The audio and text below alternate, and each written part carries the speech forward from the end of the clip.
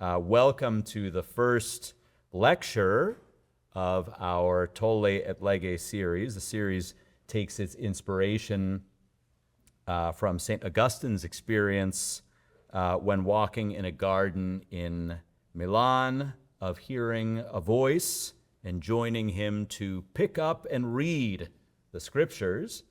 And we too at the center invite students to pick up and read the classics of the Catholic intellectual tradition. We provide resources for them to do so, books, articles, as well as discussion and fellowship. In the first few years of this series, of the Tolle et Lege series, it was first actually Elizabeth on her own, and then I joined up, but we led the Reading Society, covering work ranging from scriptural passages to St. John Henry Newman's poetry, to Pope Benedict XVI's homilies, Pope John Paul II's encyclical Veritatis Splendor, as well as other literary and philosophical treasures, Shakespeare's Measure for Measure, Flannery O'Connor's short stories, selections from Plato's Dialogues and Aristotle's Ethics, Alexander Solzhenitsyn's essays, C.S. Lewis's The Great Divorce, and Learning in Wartime, many, many others as well. And the object was, and has been, as I say, to introduce our students to some of these splendors, because we are in the business not only of producing competent lawyers, but also of forming morally and spiritually sound men and women, people of good and rich character. Law depends upon sources of knowledge and understanding outside of itself. Legal outcomes are not determined solely by legal text and legal doctrine. They depend upon the outside knowledge, the understanding, the learning, the character that people bring to those texts and doctrines. And it's my view, at least, that law teachers are in a position to repair or make up for the absence of knowledge and understanding that students can sometimes bring to the law. And a repair, in my view, that depends upon returning to the theological and humanistic tradition at the root of our law. We are, again, in my own view today, in a kind of parallel crisis of character to that which Renaissance humanists of the Quattrocento sensed for their own world.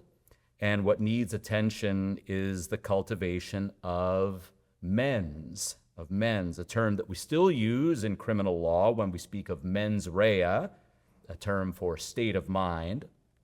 But mens, for the humanists, was a word that meant not only mind in this narrow sense, but also fundamental disposition or character. And they believed, as I do also, that we require a project in soulcraft, in character formation, especially for those that are to lead our world, including our lawyers. If that's something of which our students' education has deprived them up to this point, when they arrive at law school, then what is urgently needed is a new humanism in legal education. So this year, Elizabeth and I have reformulated Tolle et Lege to host real experts in humanistic learning. And I am just delighted that our first lecturer is Professor Lino Pertile. By way of brief introduction, Professor Pertile is the Carl A. Pescosolido Professor of Romance Languages and Literature Emeritus at Harvard University. He has broad and deep expertise in Dante, in Renaissance literature, especially Petrarch, in Ugo Foscolo and Giacomo Leopardi. Those are, for those of you out there, two 19th century Italian writers and poets, and many, many other subjects. He is the editor of the Cambridge History of Italian Literature, the author of several path-breaking books on Dante's Divine Comedy, all written with great style, with enormous erudition and profound humanity. It's a special honor and privilege for me to host Professor Pertile because he was my teacher. We were thinking just how long ago that was. We came up with the year 1996, about 30 years ago. He was my teacher. He was a trusted advisor and guide to me long ago when I was a young graduate student. And so I can think of no one better to guide us up through the concentric spheres of Dante's paradise than Lino. And so I will say it gives great honor indeed to our center, and it gives great pleasure to me to welcome a true giant of classical humanism and a dear man and a dear friend, the great Lino Pertile. Please welcome him.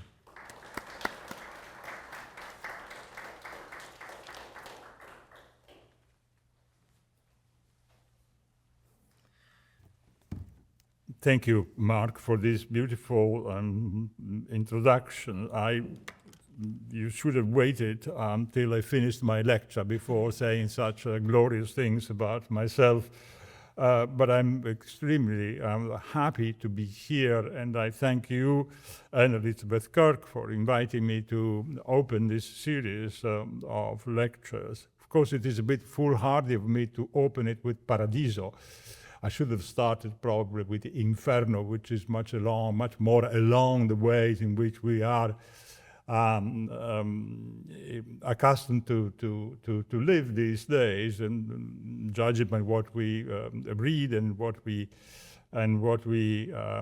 watch normally. But I thought that there is still something to be said about Paradiso that perhaps has not been said before. So here we go. I will, first of all, look at the map that you've got out there. Or you think you have a map on a leaflet as well as the map that is visible everywhere there. Because that map is what gave me the idea that I'm going to try and convey to you this evening. And it was a shocking idea, an extraordinary flash that I had, an inspiration. And I can tell you, can show you what I have in mind. I was looking at this map. So it's a standard map of Dante's Otherworld, D'Oltretomba Dantesco.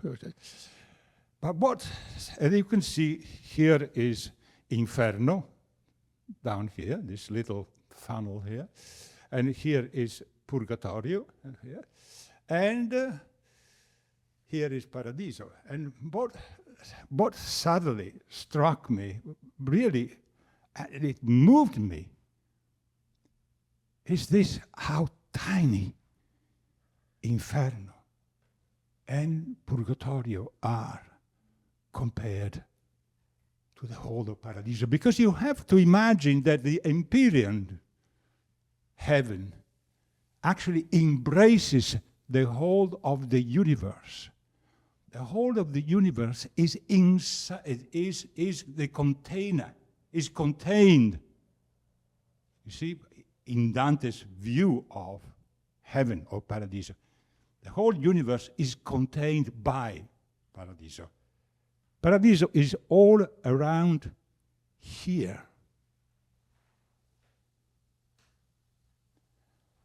So, Inferno and Purgatorio are inside that. And that got me thinking. It got me thinking, and I came to some conclusion about it that I will share with you in a minute. Thank you. So, you see,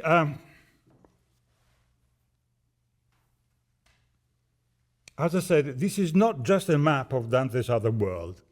It is a map of what, from Aristotle to Copernicus, people thought the universe looked like. This is what the universe looked like for centuries and centuries. the whole universe, immense and finite. In the Divine Comedy, Dante traverses the universe in 3 consecutive stages. In the Inferno, he descends into the pit of the damned, located under the city of Jerusalem, at the center of the northern hemisphere, the lower one, and passing through the 9 circles into which the abyss is subdivided, he reaches the center of the earth and of the whole cosmos. From there, having turned upside down on Lucifer's body, he climbs up to the antipodes of Jerusalem on the beach of the island mountain of Purgatory, the only island in the southern hemisphere, as you can see there, the upper one, which is otherwise covered by water. In Purgatory, Dante continues his journey upwards, and after crossing the 2 areas of anti-purgatory, he climbs the 7 terraces that bring him to the summit, where earthly paradise is, with the Garden of Eden, where Adam and Eve lost, of course, the sight of God because of the fall. And having been through Inferno and Purgatorio, Dante is pure and prepared to rise to the stars and to Paradiso. Now, Paradiso, the 3rd part, the 3rd volume, the 3rd canticle of the Divine Comedy, tells us the 3rd leg of Dante's exceptional journey, the straight vertical flight which takes him ever higher from earthly paradise through the 9 celestial spheres to the Empyrean, outside of space and time, where for an instant he is granted the grace of the divine vision. Now, note that the direction of Dante's journey is always the same, from bottom to the top. On the vertical line, a cosmic, moral, intellectual, spiritual, emotional line that crosses the whole universe and brings the traveler, Dante that is, from the earthly to the heavenly Jerusalem, from exile home, from time to eternity. The journey is also a journey back to the beginning of time and to the dawn of human history. For starting from the land of Christ's sacrifice and redemption, it passes through the Garden of Adam's fall and rises to the Empyrean to reach that vision which, at the beginning of time, Adam and Eve lost for wanting to be sicut Dii scientes bonum et malum. Like gods, as you know, knowing good and evil. As is evident from this summary, the 3 realms of Dante's otherworld present notable structural affinities. In particular, all 3 are subdivided in 9+1 sections. Because of this, it has always been thought that purgatory is modeled on the structural pattern of Inferno, and paradise is modeled on the structures of Inferno and Purgatorio. Now, what I want to tell you is I want to share with you this idea that I've been working on through the summer, in fact. And I will argue that, contrary to what is traditionally taken for granted, it is not Dante's paradise that conforms to the model of hell and purgatory, but rather it is paradise that informs Inferno and Purgatorio as their physical model and poetic archetype.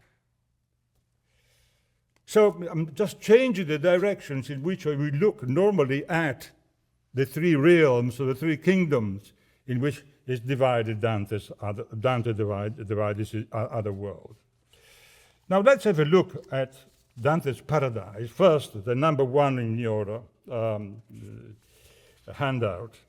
La gloria di colui che tutto muove, per l'universo penetra e risplende, in una parte più e meno altrove. The glory of him who moves all things, pervades the universe, and shine in one part more and in another less. Paradiso could not begin with a more glorious, a more luminous opening. As you know, a dark forest opens Inferno, and the sweet color of oriental sapphire welcomes us on the beach of Purgatorio. Now compare these with what you see when the curtains open on Paradiso. The whole universe flooded by the light of God's glory. La gloria di colui che tutto muove. I keep repeating this line. That is an incredibly Aristotelian line. La gloria di colui che tutto muove. You know, it is Aristotelian because, as you know, colui che tutto muove is, for Aristotle, of course, the prime mover, the prime cause, the cause of all causes. The one who must exist because there must be an initial cause that is responsible for all the other causes that we see acting in the world in which we live. This is Aristotelian philosophy. A notion that Dante immediately combines with the triumphal opening of Psalm 19. The heavens declare the glory of God, and the firmament shows his handiwork. At the beginning of Purgatorio, it is the glory of God that moves the universe. At the beginning of Paradiso, it is the glory of God that moves the universe. At the end, it is his love. L'amor che muove il sole e le altre stelle. The love that moves the sun and the other stars. This is how Paradiso ends. The glory, love, and light of God are one in the poem and in the universe. As the ultimate object of universal desire, God moves everything. The overall conception seems to me pretty magnificent. In Dante's hands, the Aristotelian unmoved mover becomes a living being who creates the universe and to whom the universe platonically burns to return. Aristotle, Plato, and the Bible combine to make up Dante's Paradiso, the most syncretic of the three canticles. From the start of Paradiso, we realize that Dante's view is not just local. Or I realized for the first time recently that Dante's view of Paradiso is not just local as it is in Inferno and Purgatorio. It is a comprehensive view of the entire universe, cosmological, metaphysical, theological, at the same time. A continuity between physical and metaphysical dimensions. That is one of the poem's major themes. Looking still at the first terce that I read, La Gloria di Colui, etc., if you look at the third line, it says that the glory shines in one part more and in another less. It's a troubling line. It's a line that has troubled many readers, this. Dante clarifies this concept in Canto 3, where he says that everywhere in heaven is Paradiso, even if the grace of the highest God does not rain down in the same measure. The glory of Paradiso's first verse and the love of the last appeared here as grace that rains down on the universe, even if not everywhere in equal measure. I will return in a minute to this difference. First, let's focus on that metaphor. Piove, rains. God's grace, piove, rains down, descends, flows like light or water from the sky. The Aristotelian universe is thus penetrated by a Neoplatonic light, really. that can and is reconciled with Christian theology. Dante had already written about it in his Convivio, an encyclopedic work in Italian prose, never completed, on which he worked between 1304 to 1308, so about before he started actually composing the poem, he wrote this, the beginning of this encyclopedic work. Is the number 3 in your handout. The divine goodness descends into all things, for otherwise they could not exist. The divine goodness descends into all things, for otherwise they could not exist. You could say the divine light, and it's the same notion, the same idea, do you understand? The divine grace, the divine light. But although this goodness springs from the simplest principle, it is received diversely in greater or lesser measure by those things which receive it. Thus it is written in the book of causes, the primal goodness makes his goodnesses flow upon all things with a single flowing. Each thing indeed receives of this flowing forth according to the measure of its virtue and of its being. The flowing forth, discorrimento in Dante's Italian, is the pouring or raining of grace on all things. This flow is received by things according to their capacity, just like rainwater is, or better, like divine light.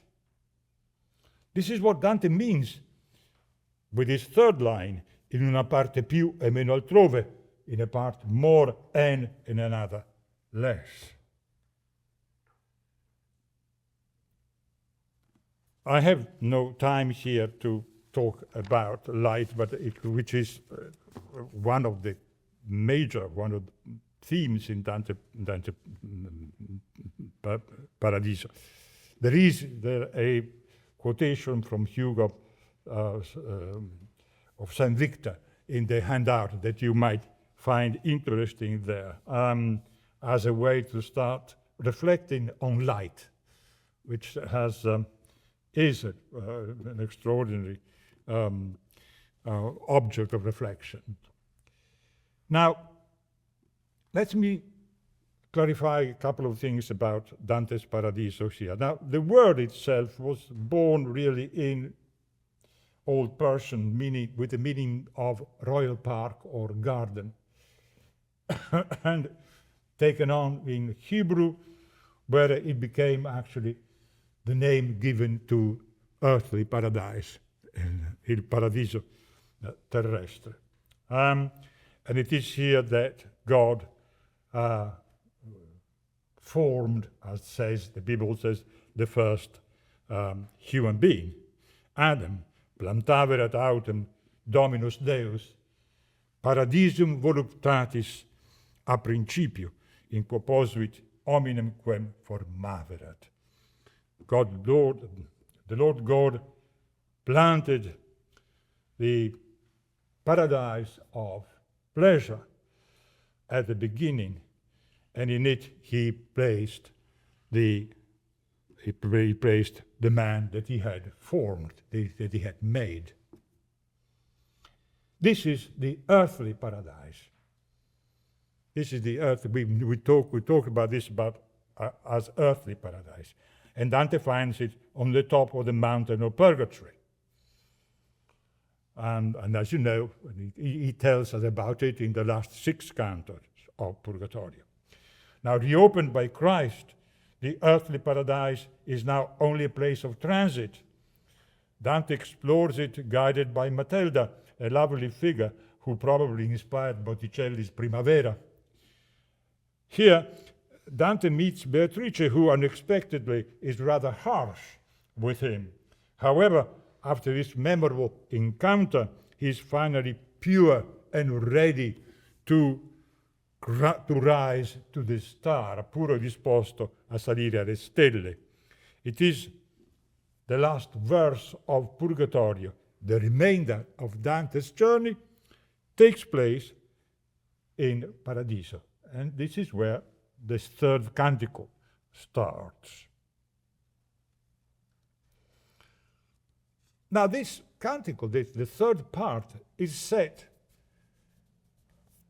in a, not just in the Empyrean, which is at the top, as you can see that the top of the blue sphere, but it includes all the spheres themselves. So, and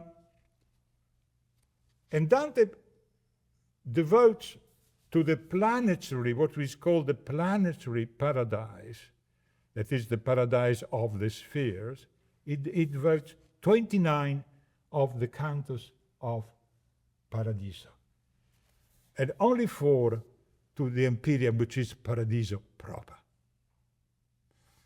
We could talk about that, but that is an interesting point that needs to remember.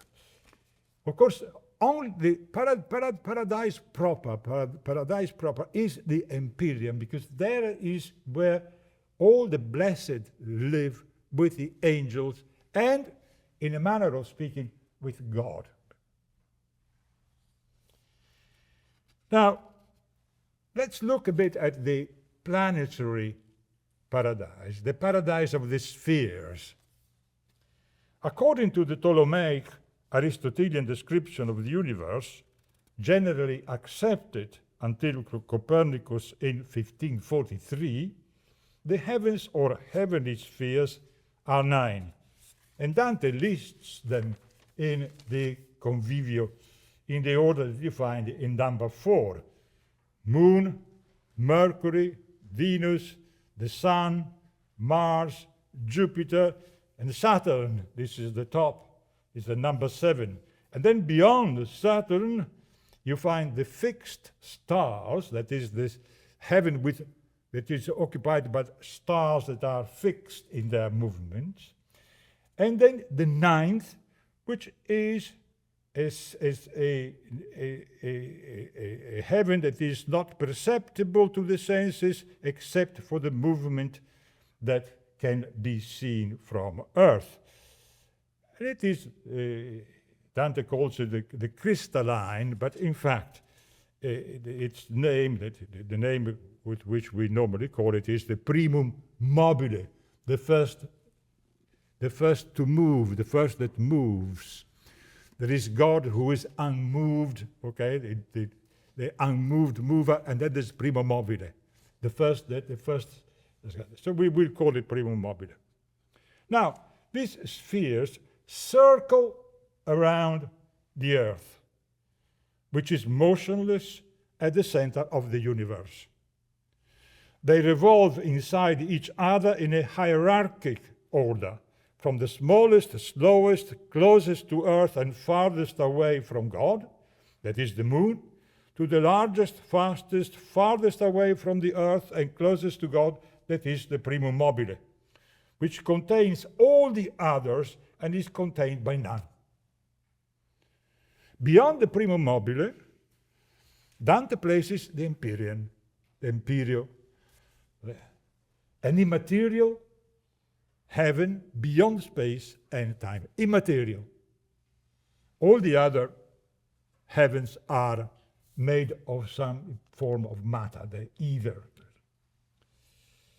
Now, for Dante and his contemporaries, until late 16th century and then beyond, these heavens are not just physical bodies. They are entities endowed with virtues, that is, powers to influence the natural inclination and impulses of all earthly creatures, both rational and irrational. However, they cannot determine the eternal destiny of rational beings who can always turn themselves to goodness and truth. They have a significant role in shaping human characters, though only within the design of divine providence. for they are moved by the heavenly intelligences, that is, the angels.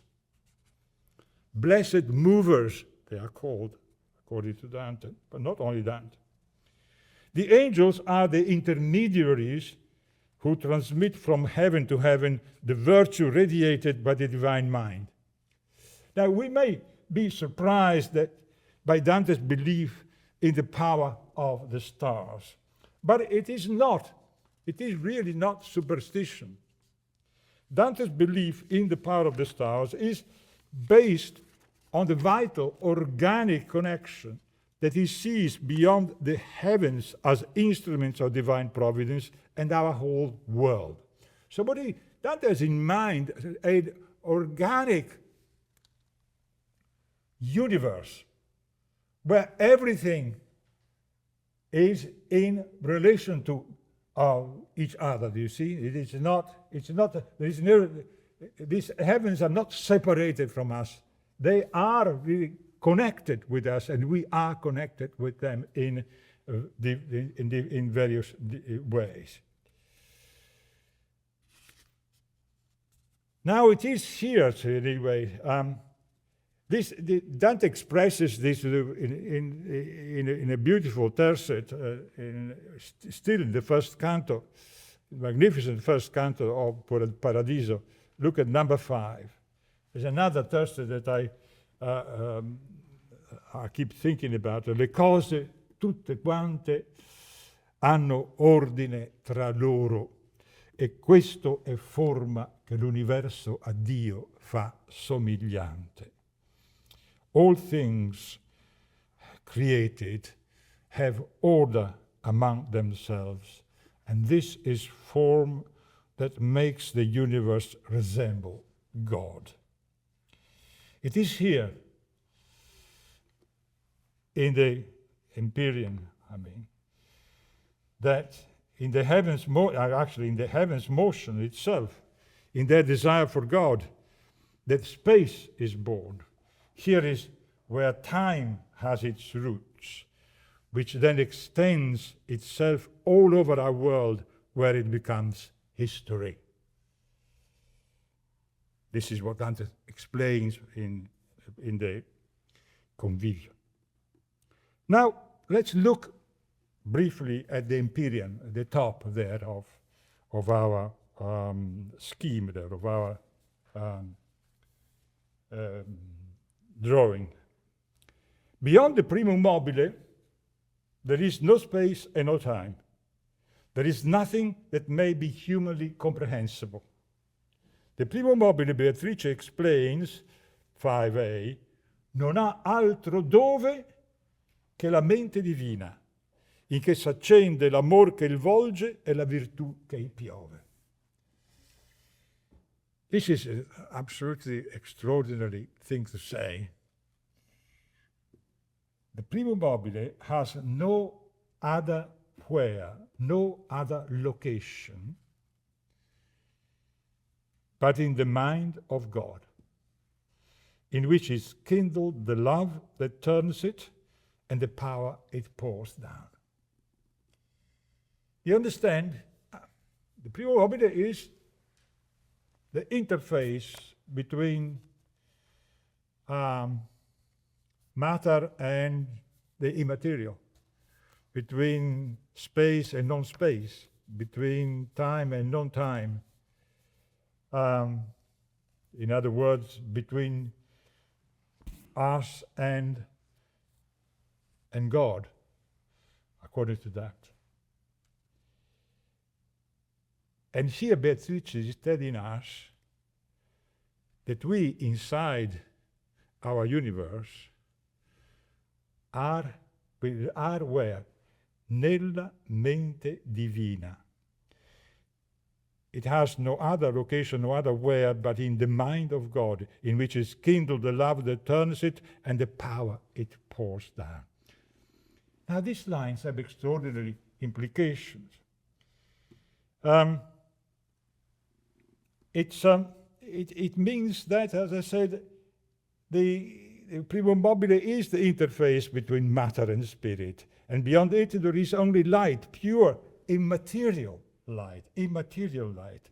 And again, Beatrice explains, this is the end of Paradiso, this light is luce intellettual piena d'amore, amore di vero ben, pien di letizia, letizia che trascende ogni dolzore, light intellectual, full of love, love of true good, full of joy, joy that surpasses every sweetness. Now this is the Empyrean. Literally, the heaven of flame or luminous heaven, as Dante puts it. Elsewhere, he calls it ultima sphere, the last sphere, the sphere where all human desires are fulfilled. Or he calls it celestial Jerusalem as well. In the Convivio, Dante writes, this is, number 7, this is the supreme edifice of the universe in which all the world is enclosed and beyond which there is nothing.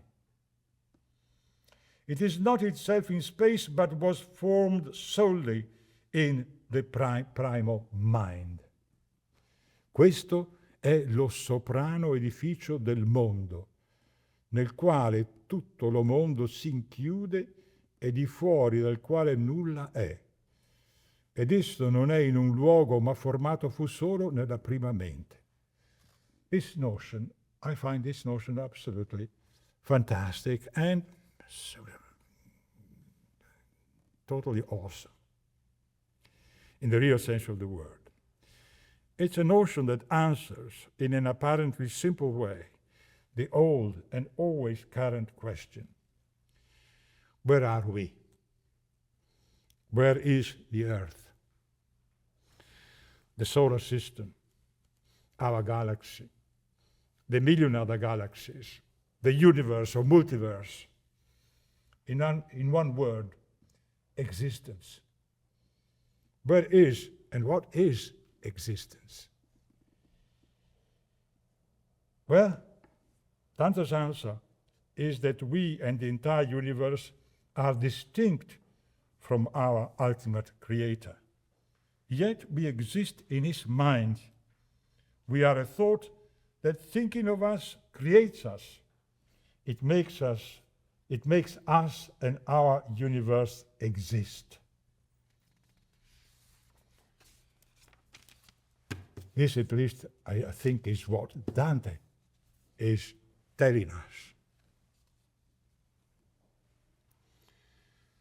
Now, the consequence of this celestial setup that you have there, with the 9 heavens leading to the Empyrean, is that Dante, the character, does not reach Paradiso proper till the end of his journey in Canto 30. So by the end of Paradiso, the book. However, from the very beginning, because Dante trasumana, he becomes more than human. He is endowed with the ability to enjoy paradise, to feel something that he never felt in his life. And these are feelings that grow as he moves from heaven to heaven, and as the light intensifies from heaven to heaven as well. But what also happens is that Dante begins to see the blessed from the first heaven in paradise. Now the blessed leave temporarily the Empyrean and come down to meet him in each of the 7 planetary spheres. The order in which this happens is not casual. The souls appear to Dante each in the heaven that had the greatest influence on his or her life. Therefore, as in Inferno and Purgatorio, in Paradiso too, the spirits are divided into different categories according to their characters and merits, more or less close to God, as in Inferno the souls are more or less close to Lucifer. And in Purgatory, they are more or less close to earthly paradise. In other words, in Paradiso too, there is gradation, hierarchy, difference among the blessed.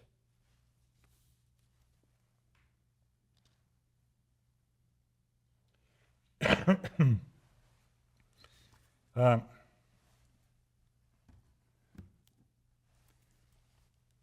at a certain point you are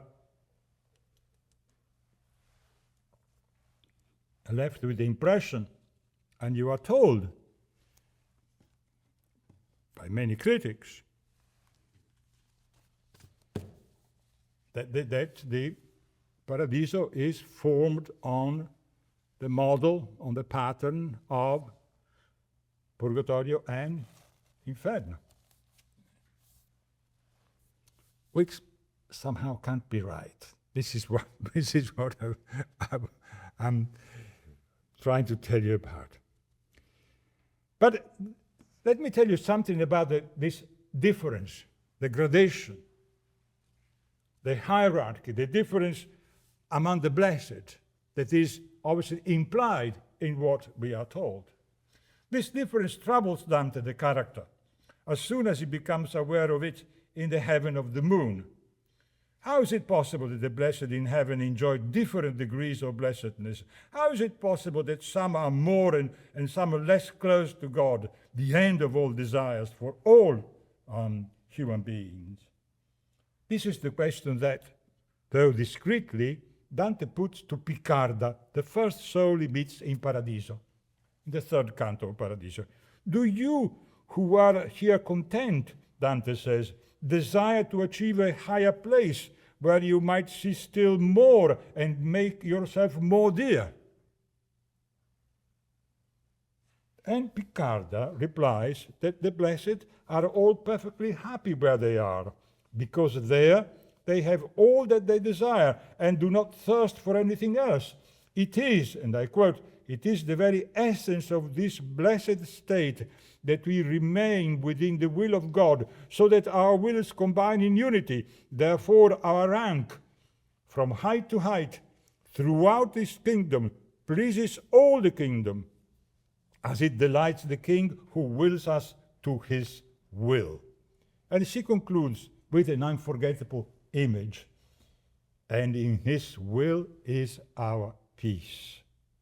It is to that sea all things, it is to that sea that all things move, both what his will creates and that which nature makes. È l'eco il mare al quale tutto si muove ciò che ella cria e che natura face.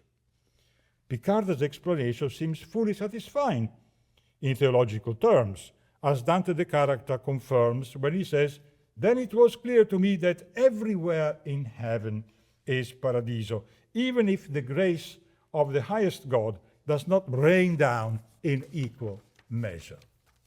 Okay?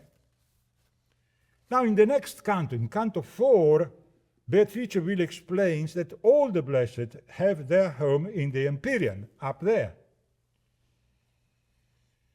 They do enjoy different degrees of blessedness, but only because they naturally feel God's eternal breath with diverse degrees of intensity.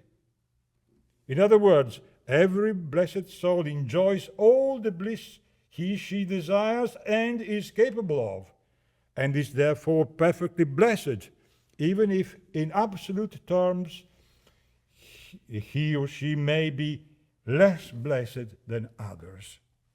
Which incidentally is precisely how Thomas Aquinas explains heavenly bliss in his Summa Theologiae, but I won't enter into that. You have the passage in your leaflet, number 9. The spirits Dante met in the moon appeared to him there not because that is the place assigned to them, Beatrice says, but in order to show in sensible terms that in the Empyrean, where they truly reside, they find perfect bliss in the lowest rung, which implies that the blessed in paradise enjoy beatitude each according to his or her individual characters. Their singularity does not merge and dissolve in the sea of God's goodness. They reach perfect happiness while remaining themselves. A singularity that will be increased when each blessed soul will be reunited with his or her body after resurrection. This is what Dante says in Canto 14. Now, I think we are at the point where I can tell you more about my idea. Yes, he said, it all makes sense. All this makes sense. But what are we to make of the arrangement that Dante prepares for us, this difference, this gradation? The literary critics are not happy with Beatrice's explanation. Indeed, in an article of mine, my own article, when I say the literary critics, I include myself as well, of course.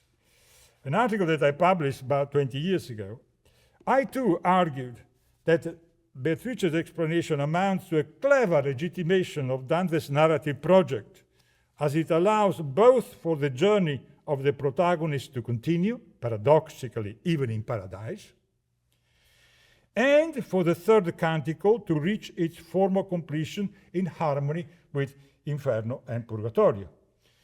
My implication was then that what really drives Dante in his structuring of Paradiso is not so much a theological belief as considerations of narrative or rhetorical nature, in other words, of artistic nature, okay? Now, however, I'm inclined to think that the opposite is more likely to be the case. I have changed my mind totally about this.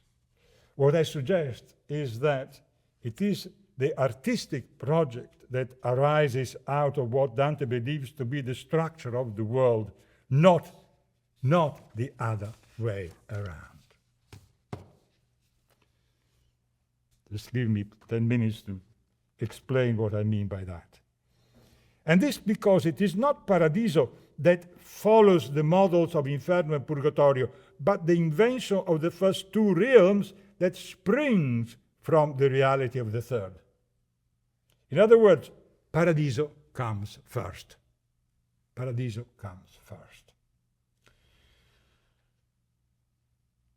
Let's focus on this point for a moment.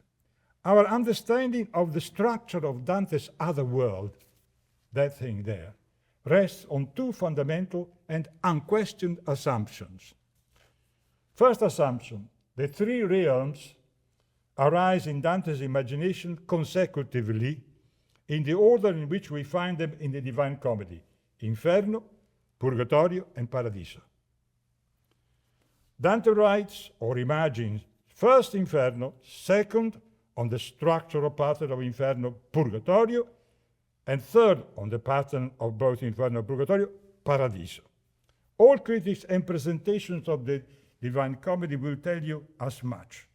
As an example, see what Teodolinda Barolini's book, The Undivine Comedy, undoubtedly the most influential in the US since the date of publication in 1992, and the least inclined to be taken in by Dante's illusory objectivity.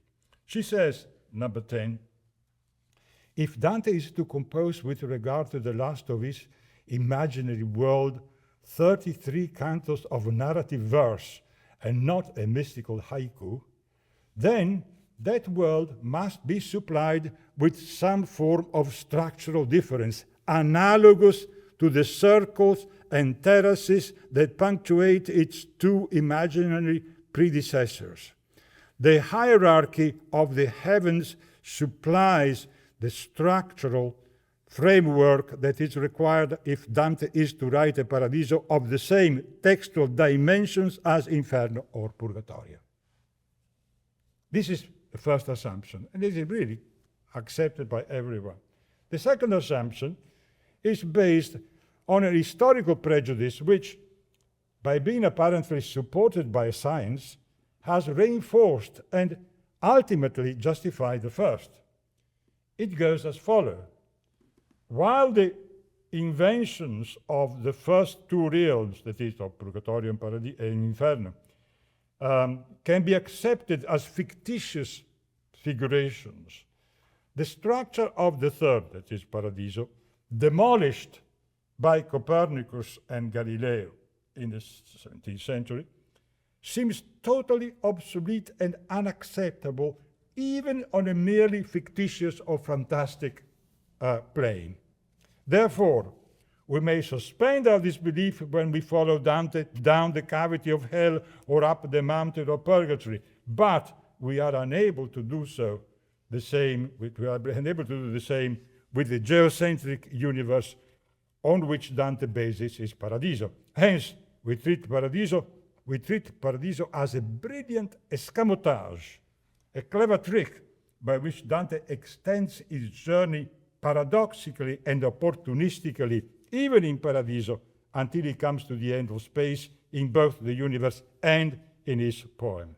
In other words, Paradiso is based on a poetic conceit, indispensable for the completion of the poem, surely, but all the same a conceit with which the intelligent reader ultimately cannot come to terms. And this part is why the Paradiso is not as popular as the first two canticles, of course. Now, what I call a downgrading of the paradisal structure is the result of a failure to historicize it. In the 14th century, and for the following 200 years, Dante Paradiso had all the credentials necessary to seem acceptable to any reader, especially the learned reader. Dante's third realm was indeed based on a sound, established, and familiar cosmological model, the opposite of the infernal funnel and the island mountain of purgatory, both invented by the poet. The celestial spheres on which Dante sets his heavenly journey were a theological and scientific fact, acknowledged by both ancient and contemporary authorities, from Aristotle and Plato to Thomas Aquinas and Bonaventure of Bagnoregio. What I mean is that, for the poet, Dante, the structure which Dante the character enters when he flies up to the moon has an existence that does not depend on his poetical skills. Okay? It is a choice in which the poet believes before making it, as the Convivio proves beyond doubt.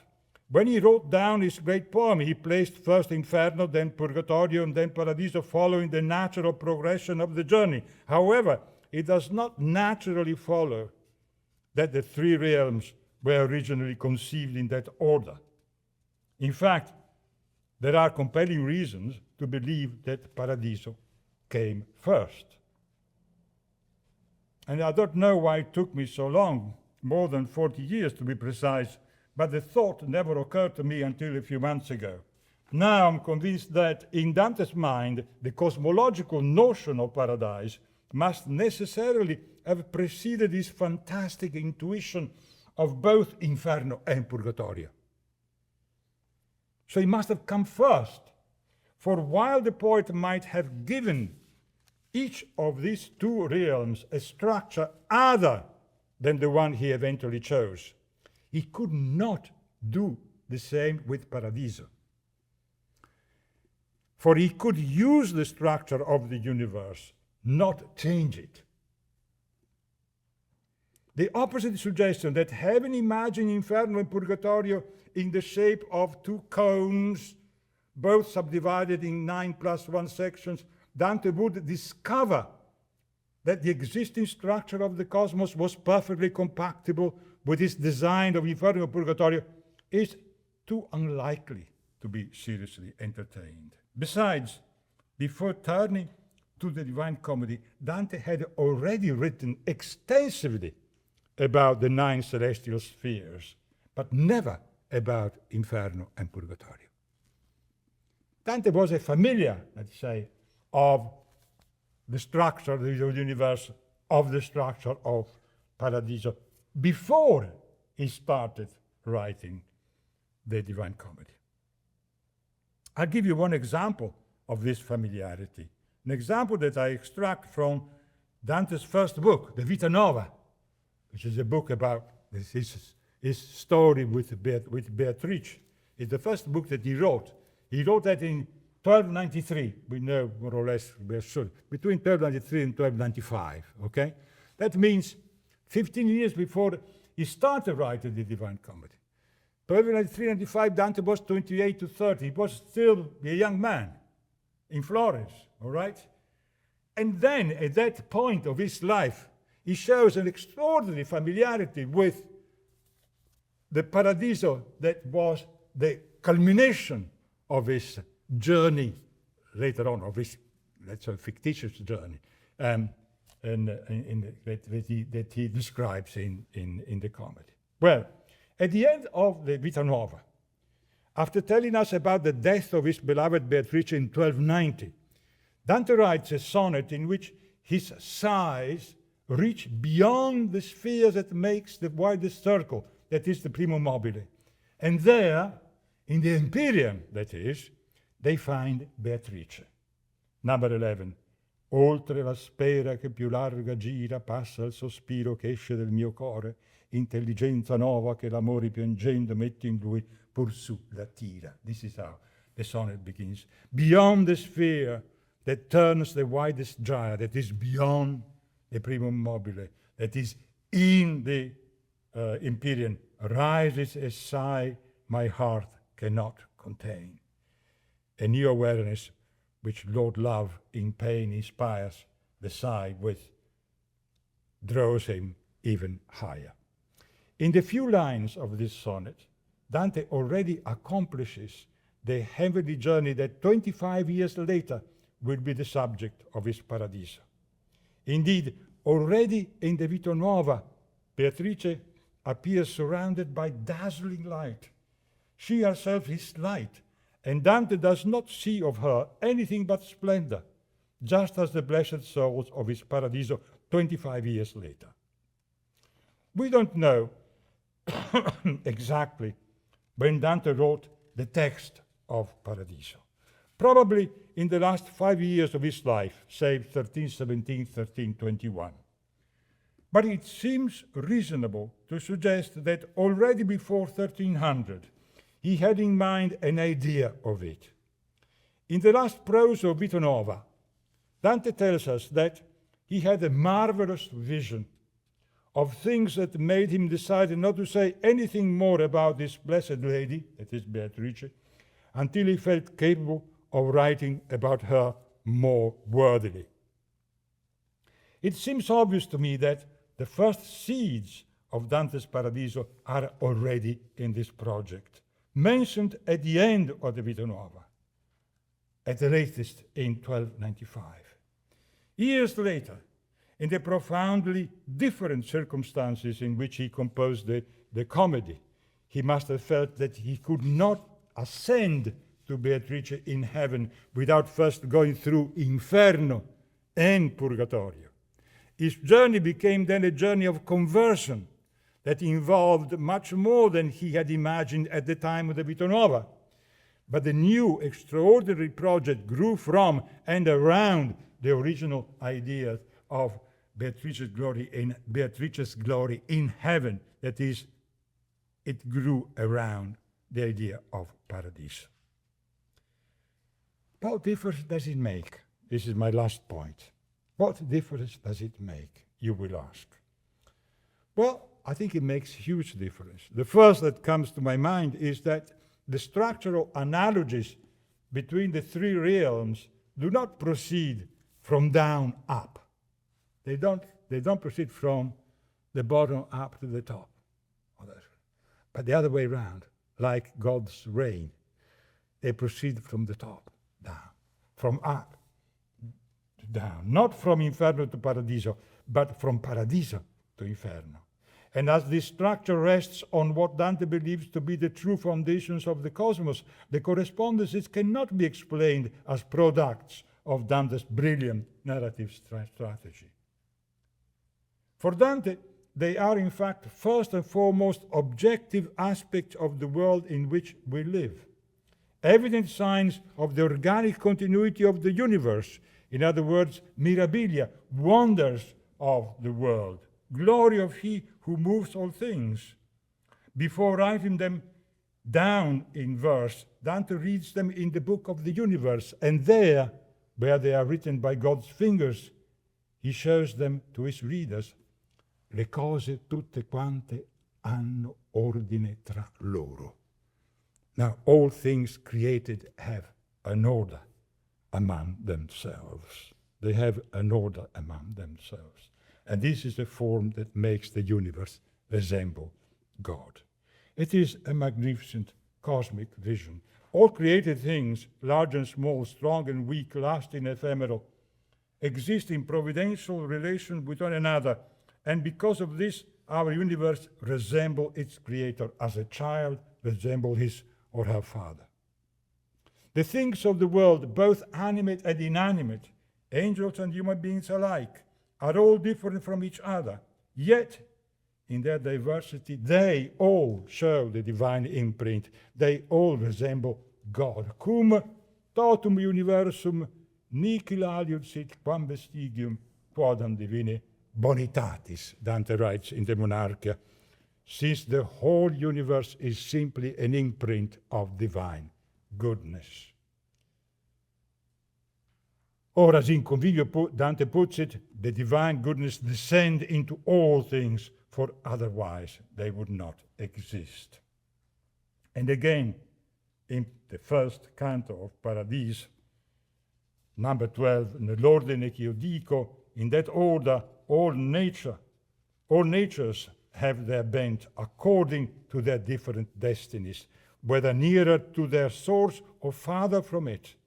They move, therefore, towards different harbors upon the vastness of the sea of being, per lo gran mar dell'essere, each imbued with an instinct that impels it on its course. Not a single thing exists in the world or moves by chance, according to Dante.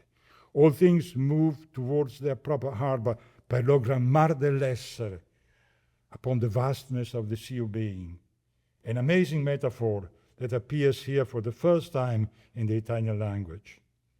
To this idea of the multiplicity of the world, Dante keeps coming back time and again. Thus, he says in the Convivio, divine goodness is received in one way by the angel, and in another by the human soul, and in another by the animals, and in another by the plants, and in another by the minerals, and by the earth, and so on and so forth.